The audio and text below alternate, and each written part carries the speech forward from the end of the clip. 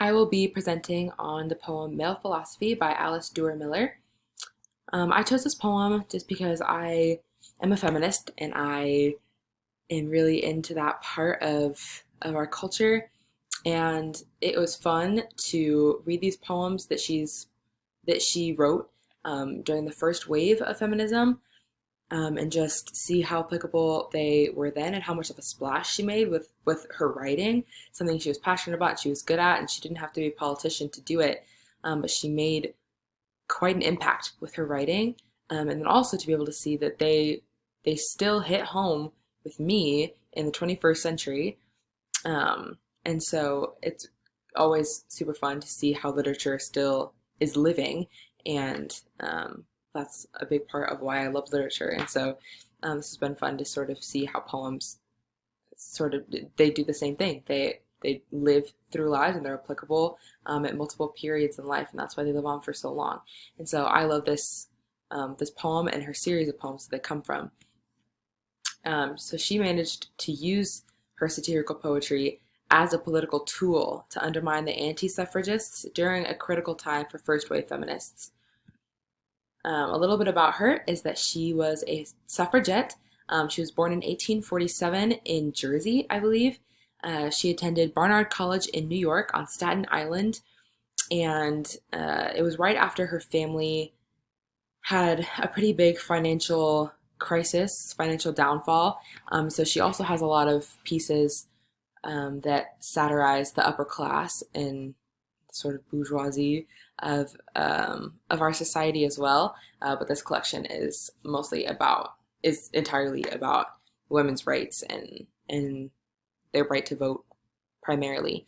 So she had a lot of verse novels and stories and stuff like that that were turned into film. So, for example, she had the White Cliffs first novel that became The White Cliffs of Dover, which is a movie. And so she was making a pretty big impact at this time to be having books made into movies. And so that was pretty cool about just kind of to get a scale of her pull. So I'll read it for you. This is Male Philosophy by Alice Duer Miller. Men are very brave, you know, that was settled long ago. Ask, however, if you doubt it, any man you meet about it. He will say, I think, like me, men are brave as they can be. Women think they're brave, you say. Do they really? Well, they may, but such biased attestation is not worth consideration, for a legal judgment shelves what they say about themselves. So a little bit about the poem just first is that it was part of a collection of poems that was published as a collection of poems titled Are Women People? But it was originally published as a column in a series in the New York Tribune titled Are Women People, Mr. President? So I love this poem a lot. It sort of gets at the assumptions about male credibility without reason. So it sort of gets at like the root of the whole thing about how we are just so ready to trust what men say and just believe that they're brave and they have all of these abilities and they can do so much more mentally and emotionally than women can. Not based in a ton. There are like cultural things that we've based that sort of belief in, but as far as evidence goes, we've not proven that men are more mentally capable of something than women are, but or more courageous or any of that kind of stuff. But we are so willing to take men's self-proclamations that they are brave. That's just been true of time. It's tradition. Men are brave, and we've always believed that, and so it must be true. But when women try to make the same self-proclamation and say, I'm brave too, I deserve these rights, I am also capable, I am also courageous, then people say, well, you can't, that's a biased proclamation. We can't trust that. You haven't proven anything. You can't do that. Plus, we have all of these laws that back up that say you aren't capable of doing all these things. If you were capable, you would have the rights, but you don't. And it doesn't make any sense. The logic behind it doesn't make any sense, but it's kind of the root of the whole thing that we're trusting men, and therefore we don't have our voting rights, and we have a pay gap, and we have all of these beliefs that are based in men's self-proclamations but deny women's self-proclamations about themselves being capable. And so that's why I love this poem a lot.